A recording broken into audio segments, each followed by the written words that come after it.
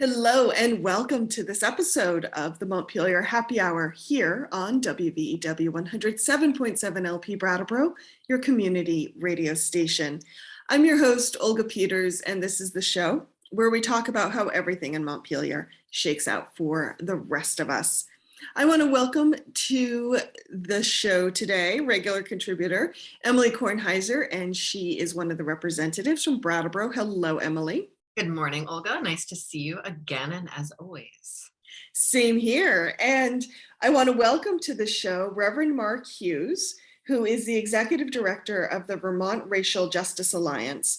And my first time meeting you, Reverend Hughes. So it's really nice to meet you and have a chance to talk to you today. Hey, Olga, it's really good to be with you. Thanks for inviting me. Emily, it's good to see you again. So we are going to talk about the second constitutional amendment that's going to be on the ballot in November, called Proposition 2. And it's clarifying the prohibition on slavery and indentured servitude in the Constitution. And if you, Reverend Hughes and Emily, don't mind, I'm just going to take a quick minute to read the proposition as I found it on the state's website, just so that if listeners haven't had a chance to hear this, they kind of have a place to start. Sure. So we start with the purpose. This proposal would amend the Constitution of the state of Vermont to clarify that slavery and indentured servitude in any form are prohibited. Section 2, Article 1, all persons born free, their natural rights, slavery and indentured servitude prohibited, that all persons are born equally free and independent and have certain natural, inherent, and unalienable rights, amongst which are the enjoying and defending life and liberty, acquiring, possessing, and protecting property, and pursuing and obtaining happiness and safety. Therefore, slavery and indentured servitude in any form are prohibited. So, as I understand it, Emily, that is the language that people will see on the ballot that they will be voting on. Is that correct? Yes, and folks might already have their ballots in their mailbox. I had a phone call yesterday right. from my constituent, said, I got my ballot, I don't know what these proposition things are. Tell me. Wow. So ballots might, if you're listening to it now, you might want to open it up and look at it so you can follow along with Olga. Mm-hmm. And I think one thing to sort of clarify, this is a removal of language that we're talking about. So the proposition that we've talked about, and we'll talk about more, the Reproductive Liberty Amendment, is an addition of language, but this is actually a removal of language. And some of that, like, there's some controversy to the idea of the editing, the removing part. And so I think that's going to be an interesting part of this conversation. Thank you for that clarity, Emily. Really appreciate it. And Mark, Reverend Hughes, so sorry, as I understand it, your organization, the Vermont Racial Justice Alliance, actually earlier this year launched a campaign, the Abolish Slavery campaign, to help people understand and vote yes on Proposition 2. How's that going? What have you been hearing from folks when you've been talking to them about Proposition 2? Yeah, definitely. And again, thanks for having me. And the campaign is the campaign. We did launch it with our partners, our statewide partners, Vermont Interfaith Action. It's kind of like I would call it the final sprint, if you will. This is because we're, as you know, we're headed to the ballot. What are we, inside 40 days or something like that. However, it's also important to state that we actually initiated this work. So this was initiated by us, pre-2019. For those who are listening, you should know that you can only amend the Constitution every 4 years. And so this was initiated alongside of PR5 in 2019. And it came from our existing work that we're continuing that's focused on eradicating systemic racism. We know that the institution of slavery is actually at the root and at the heart of what we refer to as the legacy of slavery, the systemic racism. So a lot of our policy work that we've done, from the racial disparities in the criminal and juvenile justice system advisory panel to the racial equity executive director's office, and health equity policy as well. All of this work is converging in one place. So I just want to be sure that the listeners are very clear about our role in this work and our purpose in this work before I get into any conversation about the launch of the campaign itself. Well, let's start there. Like, can you tell us a little bit about the story? You know, I think we've explained to listeners a little bit previously about how a constitutional amendment process works, that, you know, it starts in the Senate, it takes 4 years.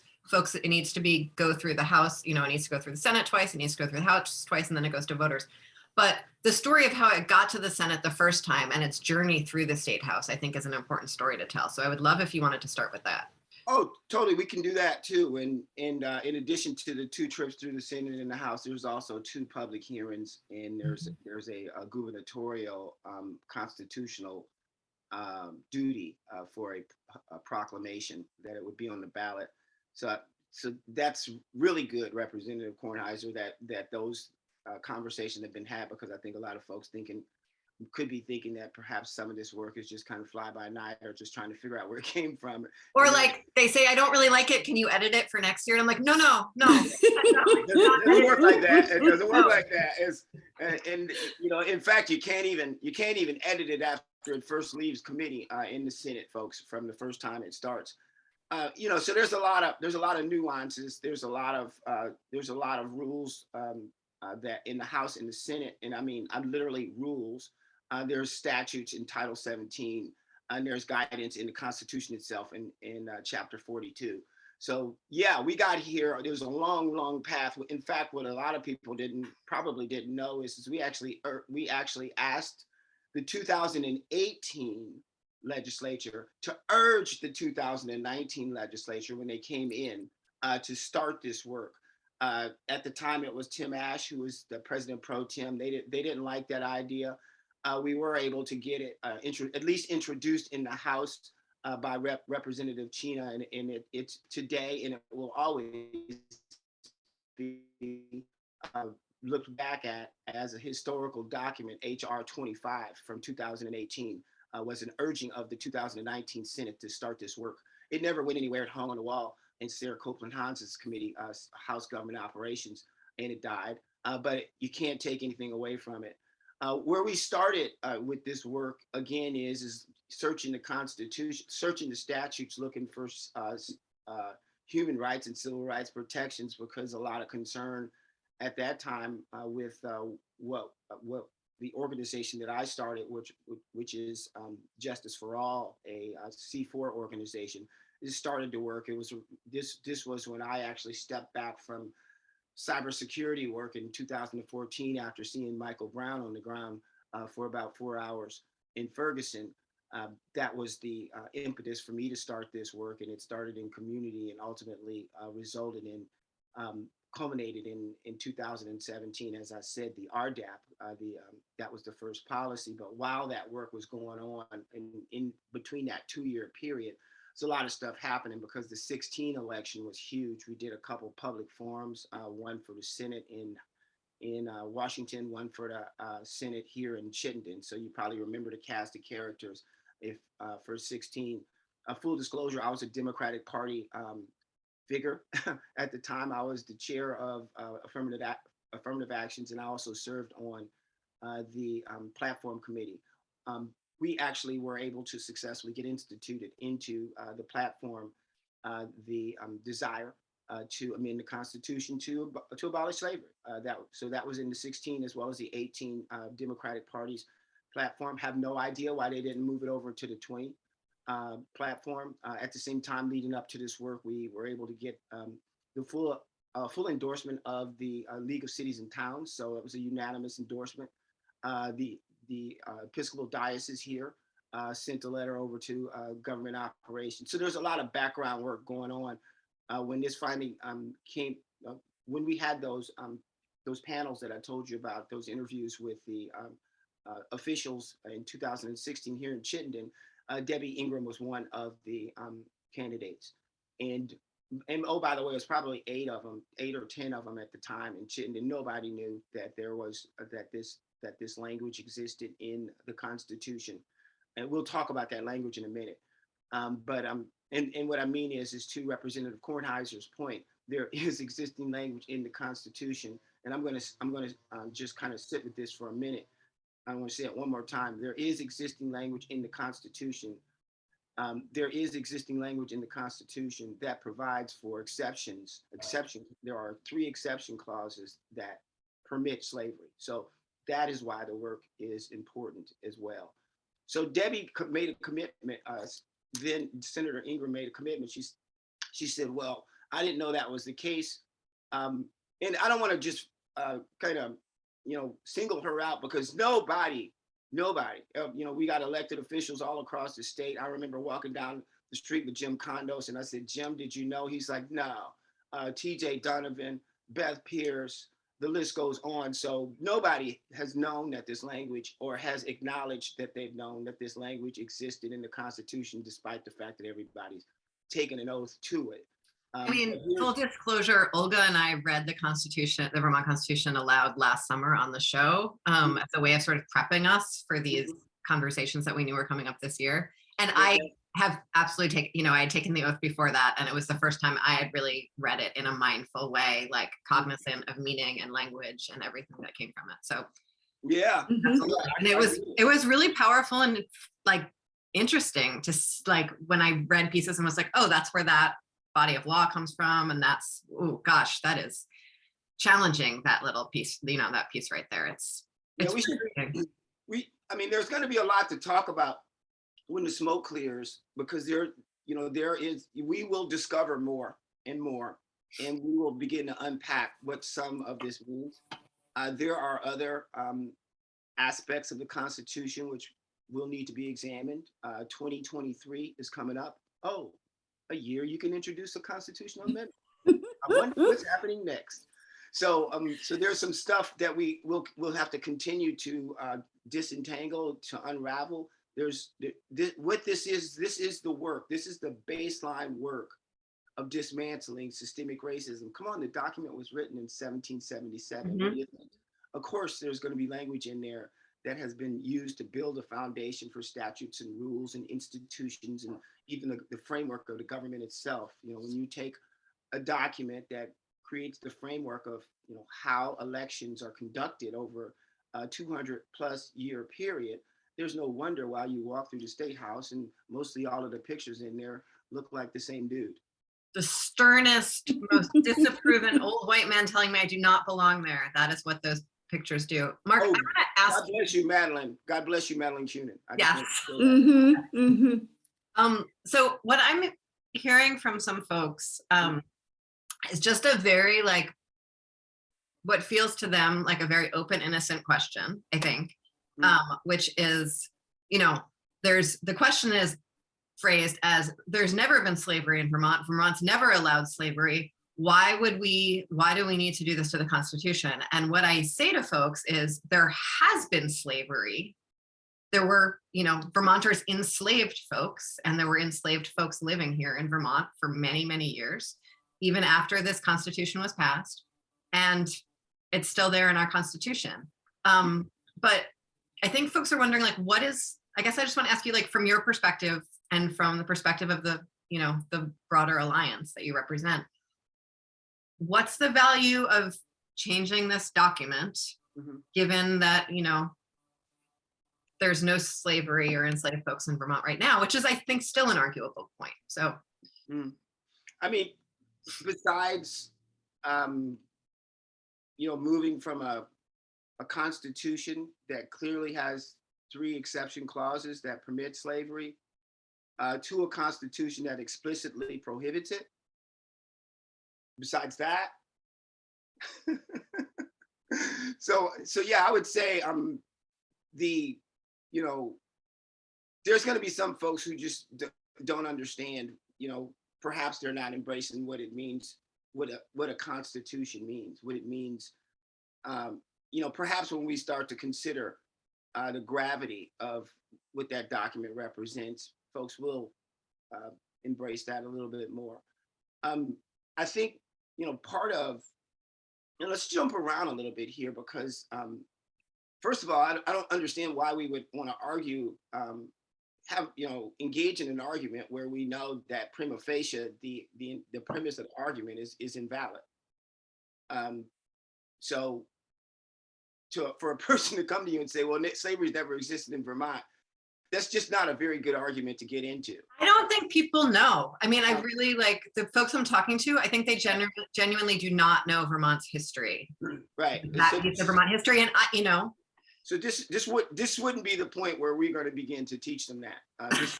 This is not that. So hopefully they'll have the opportunity to go and do some research. There's also a lot of folks who don't know what it takes to actually amend the Constitution in Vermont, which is one of the most difficult states in the Union. But back to that question, because I think it's a good question. I think it's a dumb question. I don't think it, I mean, with all due respect to you, because again, my first response is, besides removing three exception clauses that exist in our Constitution that have always existed, and replacing it with language that makes it very clear that slavery and indentured servitude are prohibited. You mean besides that?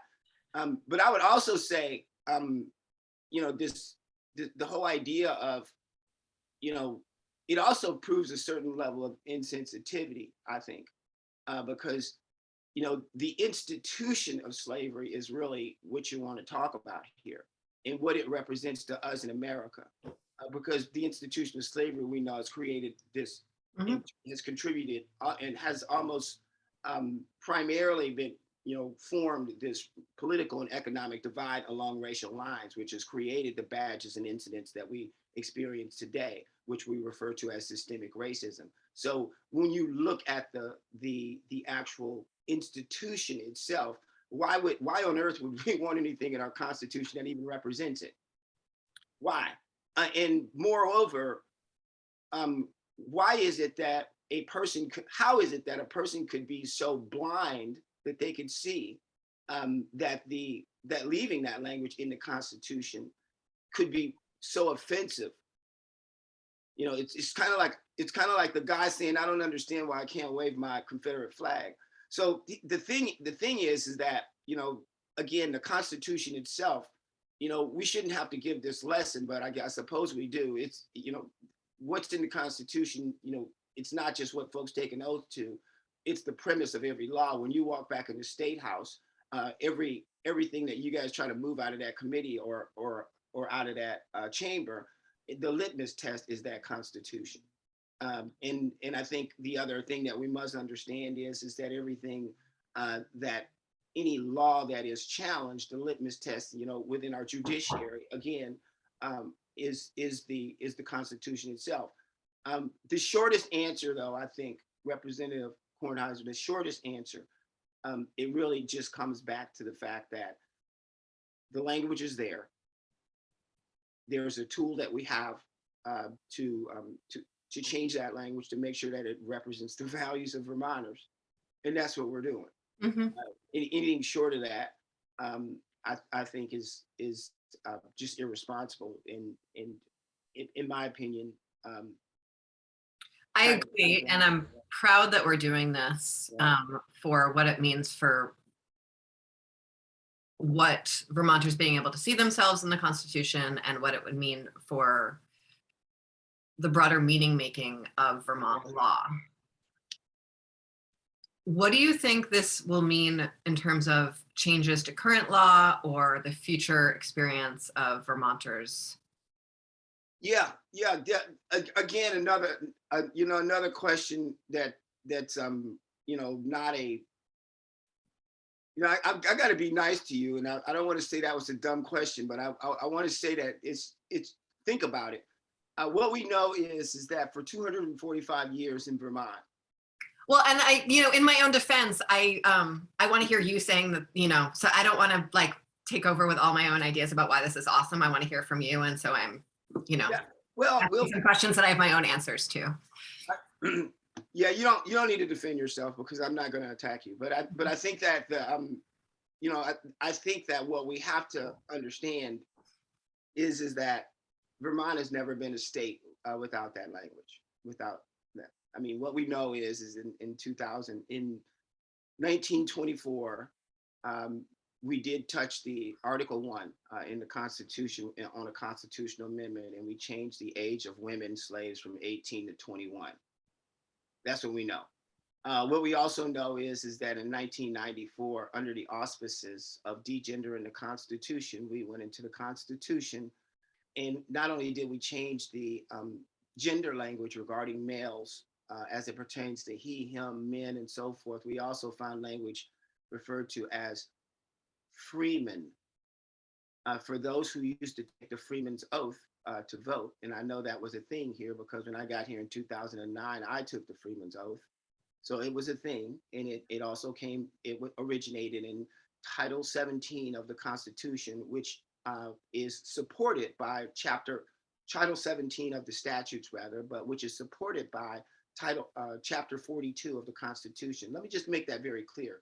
The Constitution's Chapter 42, it is articulated in Title 17 of our state statutes. So when the governor executed his constitutional responsibilities to make a declaration that this constitutional amendment was on the ballot, he didn't do it just because the statute told him. He did it also because the Constitution told him. So where am I going with this? Where I'm going with this is in 1994, all of that language, freeman, was removed from the Constitution except for one instance.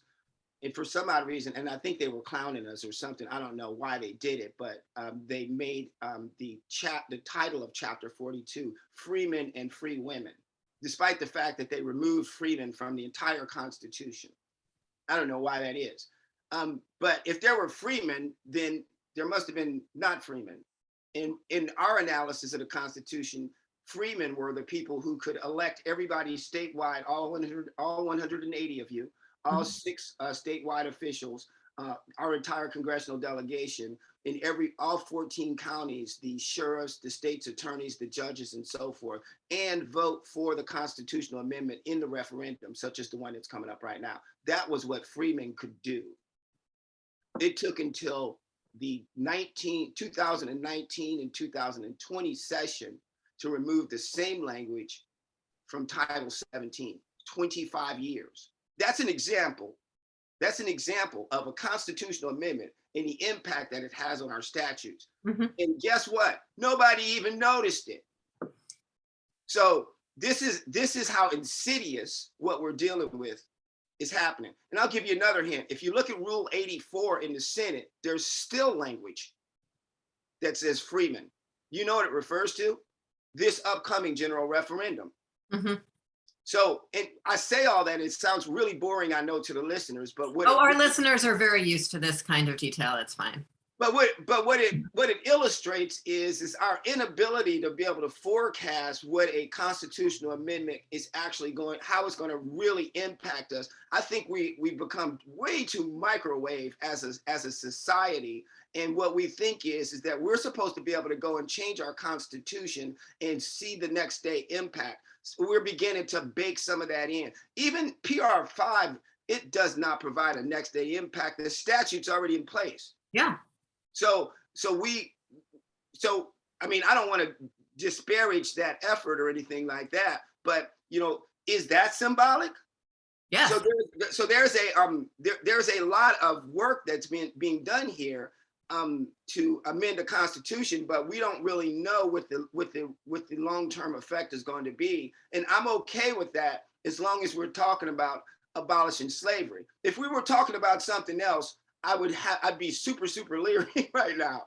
But it's kind of like you say, well, if we abolish slavery, what's the economic implications? We need to be able to do a risk management analysis and make a determination as to whether or not it's worth our, you know what I mean? So it kind of comes down to that. But moreover, I think we got to understand that, when they wrote this Constitution and put that language in there in 1777, that it would take hundreds of years to bring us to a point right now to where we can see the extent to which this document is impacting us today.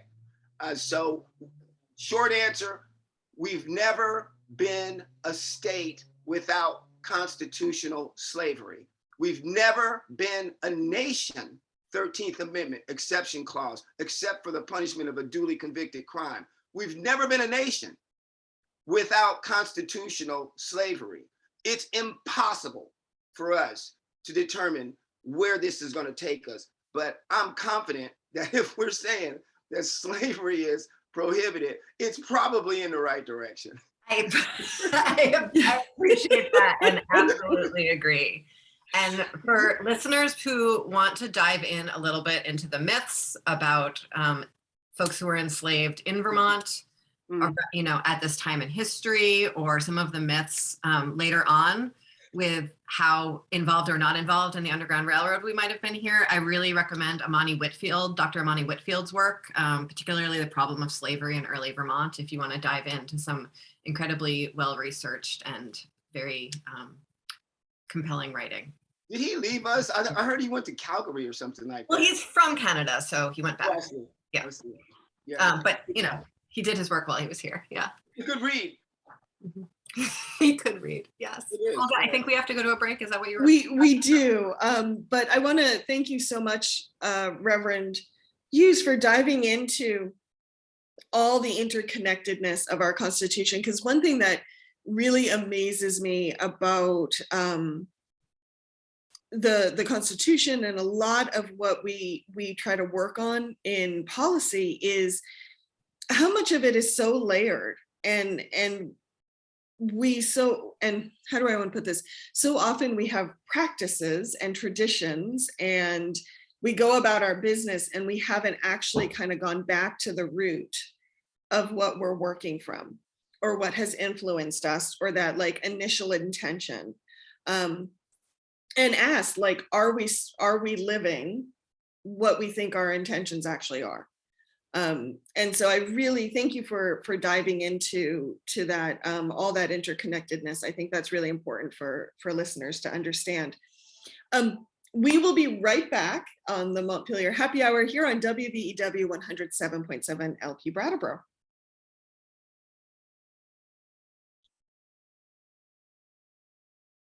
Welcome back to the second half of the Montpelier Happy Hour here on WVEW 107.7 LP Brattleboro, your community radio station. If you're just joining us, I am your host, Olga Peters, and I'm speaking with regular contributor Emily Kornheiser, who's one of three reps for the town of Brattleboro, as well as Reverend Mark Hughes, who's the executive director of the Vermont Racial Justice Alliance. And we're talking about Proposition 2, which would clarify that slavery and indentured servitude is prohibited in Vermont. And that's one of two propositions that folks will be voting on the November ballot. Emily, what do we need to remind listeners of? We need to remind listeners that the views and opinions expressed here on the Montpelier Happy Hour are those of the hosts and the guests, respectively, not their employer, not the station it's broadcast on, not their family, friends, anything else, just the people talking. Fantastic. Why, thank you. Welcome. Reverend Hughes, you started, during the break, you started saying some really wonderful things, and Emily was like, and I were like, no, let's save it for the broadcast. And you started talking about what are people willing to hear. Mm-hmm. And I would love if you would dive back into that again, because you've been, your alliance has been working on this issue for many, many years, getting this language amended. And so I bet you have had many conversations with many people who have been coming to this conversation at very different points in their life. That's true. And, the thing is that, again, we've been working in the area of addressing systemic racism. You may remember R113, which is the joint resolution declaring racism as a public health emergency that came from our legislature. Quiet as a mouse. It's like it's deafeningly silent, surrounding these kind of conversations when you start talking about systemic racism. You're going to see a tie-in in just 1 second. See, because the other thing that we've been urging the legislature to do is hey, let's adopt a definition for systemic racism. Why? Because we're having a conversation about systemic racism. You've made a commitment to address systemic racism in your joint resolution.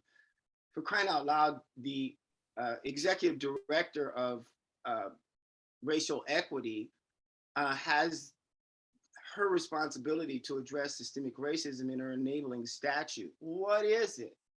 So there's this ongoing work that we're doing to address this political and economic divide along racial lines. Now, the institution of slavery is the genesis of systemic racism. So systemic racism is the legacy of the institution of slavery. Forget about what we did as a state or anything like that. Go listen to Brave Little State, the latest episode, do some reading, do some research, and understand that everything that happens in America is interconnecting. So it's not about it's not all about what we've done here. That's just kind of like saying our economy is based upon everything that's just happening in the state of Vermont. It's ridiculous, it's preposterous. So when we start thinking about this whole business of how we communicate things, yes, it becomes political because there are many people who don't believe in the institution of systemic racism. There are many people who won't have that conversation because they don't believe it exists. There are many people who do not believe that the institution of slavery could in any way possibly be impacting us socially or economically today. The unsettled Civil War, which killed 620,000 people, and there was not one person convicted of treason at all. There was no one held accountable, whether it was the general or the alleged general or alleged president of the southern states. The bottom line is that we have an opportunity here. This is really cool because we have an opportunity. What we can do is we can have a conversation about the institution of slavery, and we can also tie in right now the fact that the work that we need to do surrounding systemic racism is real and present. We can have those conversations. Now, you said some people don't want to hear it. Most folks on a further right, what you'd like to hear is us say, it's just housekeeping. We just need to clean up, a little language here. It's uncomfortable. It's archaic. It's not really cool that we have that in there. Let's get rid of it and move on. And what that does for us, and I hope, Olga, this is really where we're going with this conversation, because this is really super important. What that does is it sidesteps or circumvents the conversation that we really need to be having. And some people are totally down and willing to have this conversation about just this archaic language, and it's just, inconvenient, and it's like, I don't know how that got in there. Oh, that's, oh my God. And let's just get rid of that and let's just move on.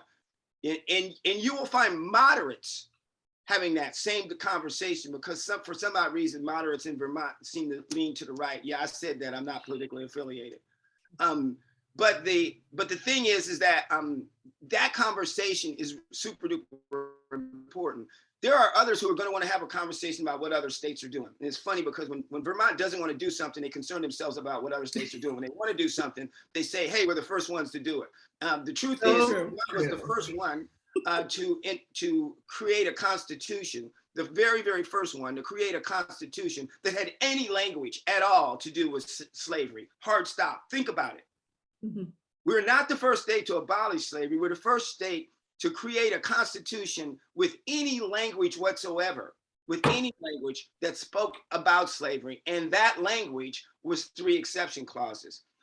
Oregon, Ohio, and Alabama and the Northwest Territory would follow suit of Vermont to create exception clauses in their constitutions. And then the 13th Amendment of the United States Constitution would also emulate a strategy of exception clauses, which contributed significantly to convict leasing, with a couple of other dozen states following suit in 1865. Those are the facts. So we don't want to necessarily have that conversation now, but the thing is that the point is that there are many conversations to be had. We got to figure out how to meet somewhere in the middle. because we do want to try to bring some of our folks to the right along with us. And I think part of that is about outreach and education. And some of it is also about telling folks that, look, this is not about erasing our history. This is not about attacking our past. This is not about making you feel guilty because you're white. This is not about, making your kids feel guilty or somehow or another discrediting who we are as a nation. It's about acknowledging who we really are as a nation so we can move forward so we don't have Confederate flags waving in the United States Capitol. Emily, I think you had a question you wanted to ask. So Thank part you, of that, Reverend Hughes. I want to have part of that conversation. So about convict leasing, about what is essentially convict leasing that still exists here in Vermont and across the country. That I think this constitutional amendment will make space for a conversation about what happens to incarcerated folks in Vermont. And the legacy of incarceration in the US is the legacy of institutional racism. And not just the legacy of institutional racism, our prison system in Vermont, and I meet a lot of folks who don't know this, has some of the absolute worst racial bias in the entire country. Mm-hmm. And so I'm really hopeful that what comes next after this passes is some legal room to do something about substandard wages in Vermont prisons, about how folks are treated in our prison, and about who's incarcerated in our prisons. Yeah, I agree. I think there's something to talk about there. I think there's a lot to talk about though. And one of the things that I want to be careful about, and I've advised our folks, our national partners at the Abolish Slavery National Network, where we've been working, feverishly with them, with the states of, we call them the Freedom Five, Vermont, Louisiana, Alabama, Oregon, and Tennessee all have ballots initiatives today. We know that 3 other states have already passed them, and the national work is tying in more into a conversation about prison labor. And one of the things that I've been cautious about with prison labor conversations here in Vermont is first of all, it's my, and if you go and look at the original, because Representative Kornheiser, there's always an as introduced and then there's always as passed. So if you look at as introduced on PR2, you will see that we were right over the target. We came into this conversation talking about systemic racism and the 13th Amendment, period. What you get out of committee is something else. And that really goes to our moderate Democrats and how they want to actually have this conversation. And when you look at our so-called moderate governor and how he wants to have the conversation, what you're not seeing, and if you look at our moderate news outlets, whether it's WCAX, Vermont Digger, I'm going to name all you guys, 7 Days, whether it's Burlington Free Press, Times Argus, nobody really wants to have that conversation. Everybody wants to have the conversation of, although we were the first state to abolish slavery, there is a constitutional amendment that seeks to abolish slavery. How can these two things be true at the same time? So, and then there's always the language was, it was archaic and this and that and this and that, but nobody really wants to have the conversation. Nobody wants to talk about the 13th Amendment. My fear, my concern about a conversation that solely focuses on the potential that the 13th Amendment is relevant in this conversation is that we miss the big picture. And let me tell you briefly what I mean by that. What we know is that yes, the 13th Amendment, the incarcerated conditions, how do we feed them? How do we house them? How do we clothe them? How do we employ them? How do we care for them? These are, do we take folks out of state to a private prison in Mississippi? So there's so many implications there. Is that even human traffic itself, if you think about it? But yeah, human trafficking is an issue. What about migrant labor? So there's a conversation to be had about migrant labor. And you know what?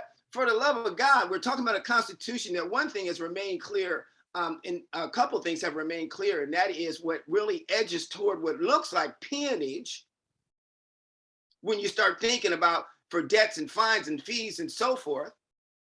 And what also feels a lot like child labor. So that really directs us towards the Department of Children and Family. And we know that Black children are 60% more likely to be removed from their homes and 40% more likely to be placed in adoption agencies.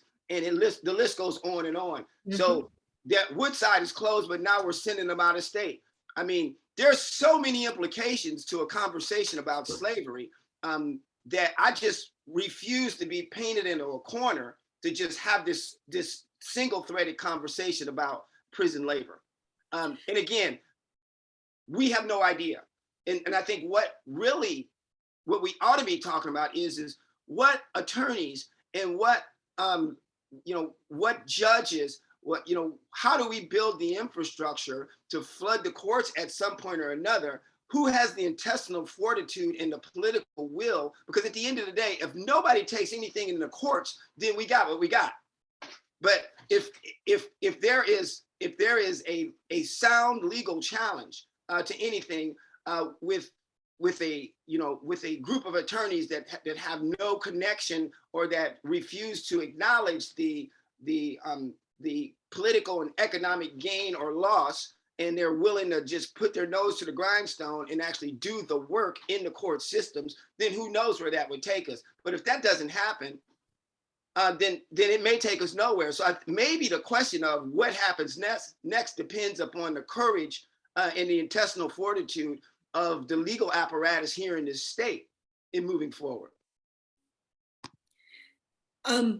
Reverend Hughes, I think I saw this on the Alliance's website, but you also brought it up earlier about having a definition of systemic racism.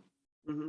And for our listeners, I would love it if you would share with us the Alliance's definition, or a definition that at least we can start working from, so we can start having some common ground. I love common ground.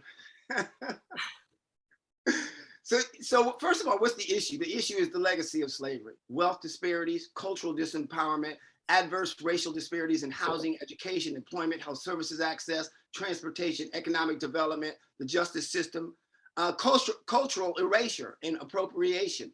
Directly and indirectly, they affect the health of all of us, but also the wellness of Black folks and individuals in our communities as well. Systemic racism threatens economic development. It plays into even our own democracy, if you think about it.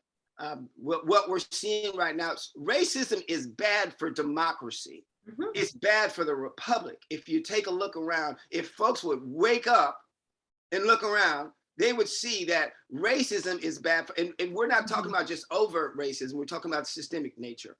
Right. It jeopardizes the social health and wellness of every Vermonter. First of all, we got to agree upon that. Now, if you pick up your Racist America book by Joe Fagan and Kimberly Ducey, Racist America: Roots, Current Realities, and Future Reparations, there are many definitions of systemic racism. We chose this one because it's comprehensive. Also, Joe's written about 57 other books on the subject, old white guy out of Texas. But this is what he says. He says that systemic racism involves both the deep structures and the surface structures of racial oppression. It includes the complex array of anti-Black practices, the unjustly gained political economic power of whites, the continuing economic and other resource inequalities along racial lines, and the emotion-laden racist framing created by whites to maintain and rationalize their privilege and power. Systemic racism thus encompasses the dominated white racial frame with its white racist attitudes ideologies, emotions, images, and narratives, as well as the discriminatory actions and institutions flowing out of and linked to that frame. This racism is a material, social, and ideological reality, and indeed systemic, which means that the racist reality is manifested in all major institutions. So that's the definition that we adopted and that we've been going with, and that's what we've been using in all of the work that we've been doing. Notice, though, which is really super duper important, because the challenge with talking about systemic racism is, of course, white people, as soon as you start bringing it up, you gotta wait. All you gotta do is set your clock, and it's like 5 minutes. It's like, but I'm not a racist. Stop it. Nobody asked you that, okay? So that the thing about having that conversation about systemic racism is this whole cognitive dissonance that white folks have. There's 2 points. One is there's this natural tendency to want to push back and defend, or to say, but not me. And even in the work and how we do the work, it may not be communicated, but there's this tendency. If you ever look around when you're in your circle, whether it's your racial equity group, or your inclusion and belonging group, or your EIO, whatever name that y'all are giving y'all's group, the group of the week or whatever, that y'all are sitting around going, well, those guys over there, those guys over there, and those guys over there, because nobody really wants to turn inward and say, God, I got some work to do. The second thing that I want to just flag about it is its insidiousness. The fact that it lives everywhere. Systemic racism, what that means is it's every system, which is really, really important. And the reason why it's important is when you start getting gaslights like CRT, it's not a theory, first of all, not anymore. It was a theory in 1968 at Harvard when those Black folks was talking about it. Hey, maybe we're being impacted across the entire criminal justice system. Maybe it's not just the police. Maybe it's the judges. It could be the state's attorney's offices. It could be the defender general's offices. It could be corrections, and so on and so forth. Maybe it was a theory then. And when you said you were on our website, you start to look at the numbers. How could it be that, I gave you the statistics on the youth, but did you know only 13 Black folks own homes in Burlington? 13 homes. Did you know only 0.2% of farmland was in Black hands in Vermont? Do you know that 1 in 14 Black men are incarcerated in Vermont? And the list goes on and on. I'm 50% more likely to be discriminated against when I go to rent a house here. Okay. Mm-hmm. And I can go on and on and on and on and on. How could all of those things be true and at the same time? Is it lemony snickets? Am I just unlucky? Are we just not as clever as everybody else? So, and how could all of that be happening in the wake of an unsettled civil war, where we know that at the heart of it was racism? We know that most Black people are poor, despite the fact that most poor people are white. All of this stuff kind of goes together. So why would it be that we would want to sit down and take the bait and say, no, we're not teaching that in our schools? Well, you damn well ought to be. And so the thing about systemic racism is what it does is it counters any CRT conversation anybody wants to have anyway. Because to take the bait on a CRT conversation, what it suggests is that there is no systemic racism. Mm-hmm. Mm-hmm. But because we know that there is, then there you have it. That conversation is moot. When somebody starts talking about teaching our kids, the response is, look, get over yourself.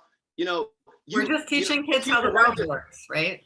Exactly. And the point is your kids are not only taught in school, mm-hmm. They're socialized at home, and I'm hoping you're continuing their education at home. And if that contradicts with reality, then don't bring it to our school board.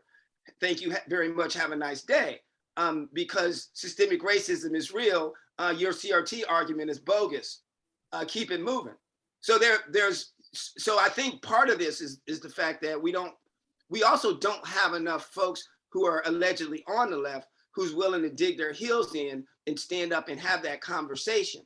Now, this is all about the the definition of systemic racism. We don't have enough folks who are allegedly white allies who are willing to talk to their people, even in there. Now I'm talking about you. I'm talking about both of y'all. And the reason why I can say that confidently is because what makes you so exceptional? What makes any white people so exceptional that they would be, all of a sudden the person that's actually having a conversation with that uncle, that's actually having a conversation with that husband, that's really having that conversation with those kids and say, stop it. So this is where